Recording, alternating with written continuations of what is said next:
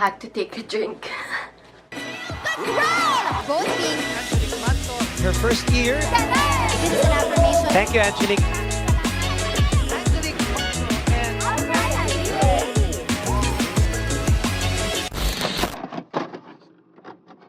Welcome! This is Angelique and welcome back to my channel. If you're new here, don't forget to hit the subscribe button and click the notification bell beside it to get notified every time I post a new video for you. Well guys, for today's video, it's going to be my episode 2 of my hashtag CSR Diaries. First of all, I would like to say thank you very much for all those who commented and shared so much love with my first video. I mean, I just started this series just to help you, but I didn't realize that I would actually get to inspire you with my story. I mean, I tried my best to include all the receipts needed there or receipts possible there, but thank you so much for your kind words and you continuously inspire me to do better. And so we're here today. So for my second episode, it's all going to be about the audition, everything I could give you and everything I could orient you with to equip you with what possibly could happen. Again, every year it varies, and for the past 3 years that I have been with Sports in Action, this is actually my 4th year with them, I have seen some auditions and it really does differ every year. So I guess let's just start. So if you've watched my first video, you would know how I was such a securista for my filing of application to be the next courtside reporter. If you still haven't, I will be putting the link over here, or I would be leaving the link down in the description box below. But I've mentioned there that I've submitted my application not once, not twice, but thrice. After I submitted my application, diba, waiting game na yun eh. That's the hardest part. I mean, throughout my audition, the waiting game was the hardest part. And the worst... Excuse me. God bless you. God bless me. Anyway, I did the worst thing possible when you're auditioning for something and that role requires a lot of knowledge. I didn't study anything. Now that I've had that experience, I wouldn't recommend that you guys do it. After you submit your application, I suggest that you start on reading, even just little by little. And if you are big fans of the League of UAAP, sobrang laking tulong nun na you are very updated about the teams, about the team standings, about the team you hope you'd be reporting for, which was something I didn't do. I mean, it made my journey a lot harder, but I guess kailangan ganun talaga yung pagdaanan. But right now, I suggest you brush up on your details and you start reading just a little bit. So, what happens during an audition?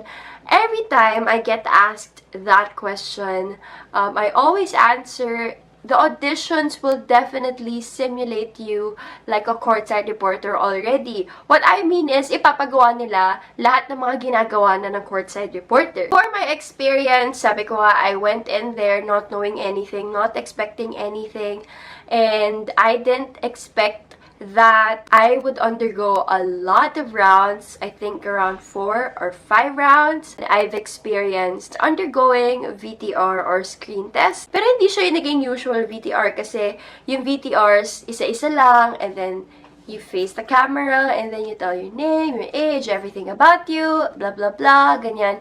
Pero ng batch namin, since we were a lot of auditionees, we had to take batches. So, 5 kami in a firing squad, and then tinatapatan lang kami ng camera. And that was our only moment to, you know, express yourselves and to leave a mark and an impression to the judges or to the panel. So what I would give you guys as a tip is that in everything you do, make sure you show the true you so that para may ma-leave na impression sa kanila ng personality mo na, oh, ganito pala siya. We want someone on the team who's like this.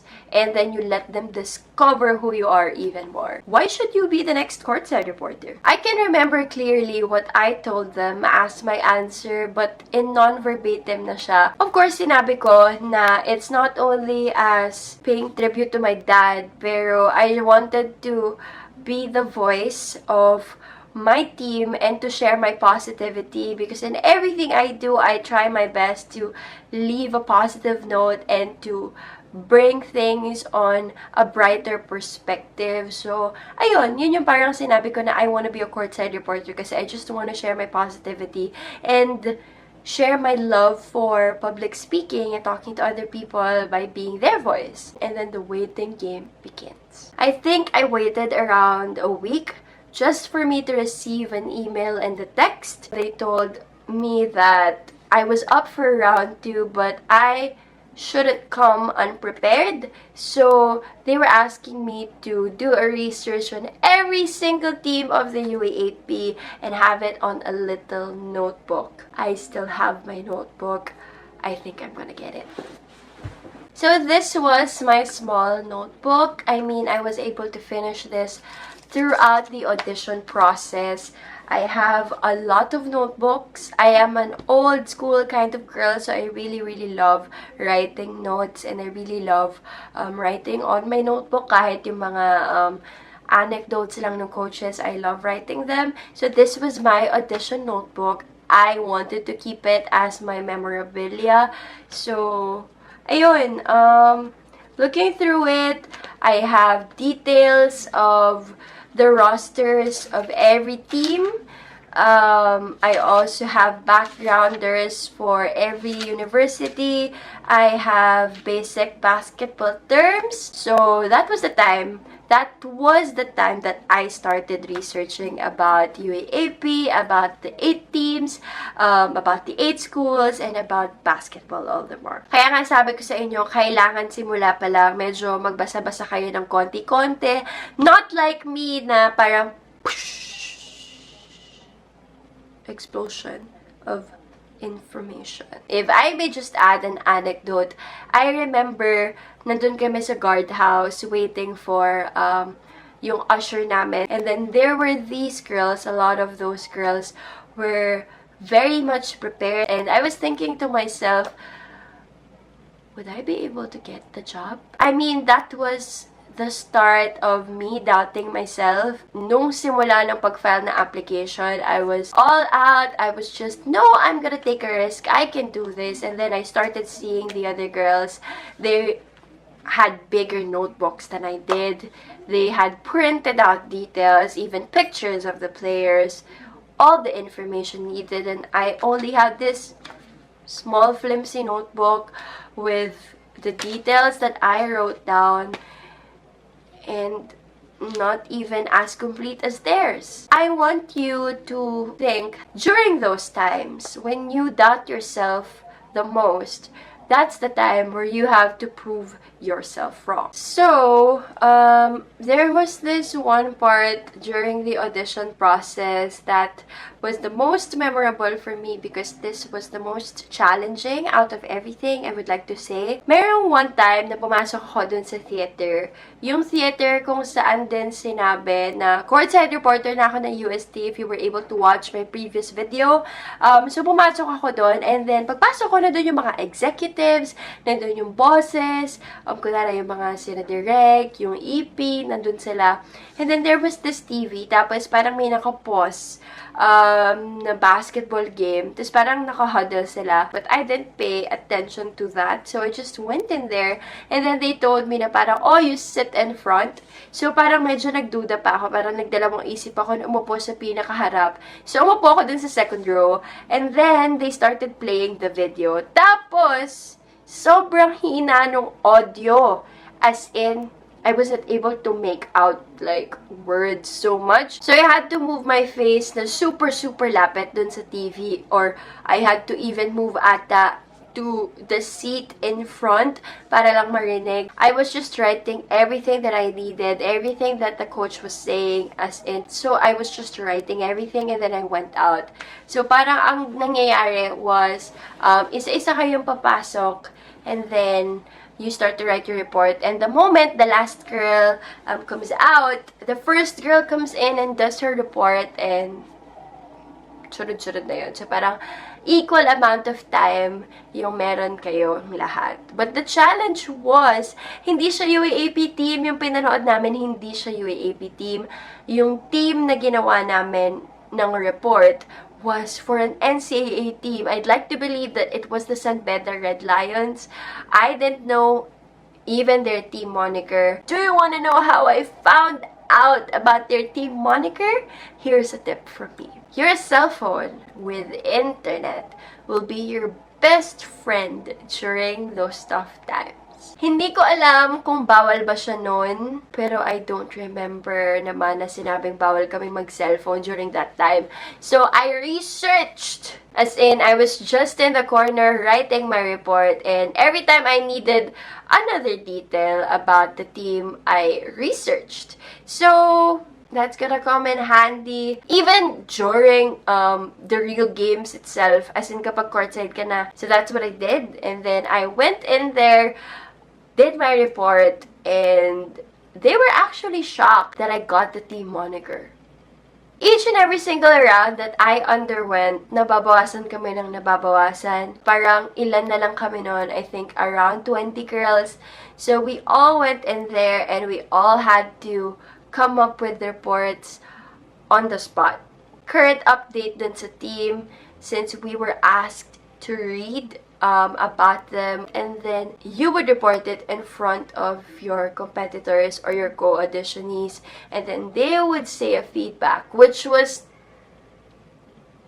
terrifying. As in, you would see their faces up front, and this is what I came up with. Season 77 may not have been the best season for the Growling Tigers, but the team is now roaring for their comeback, especially now that they have more time to improve the team's chemistry and game plans and executions, with a shift in the academic calendar of some universities, moving the start of UAAP Season 78 to September.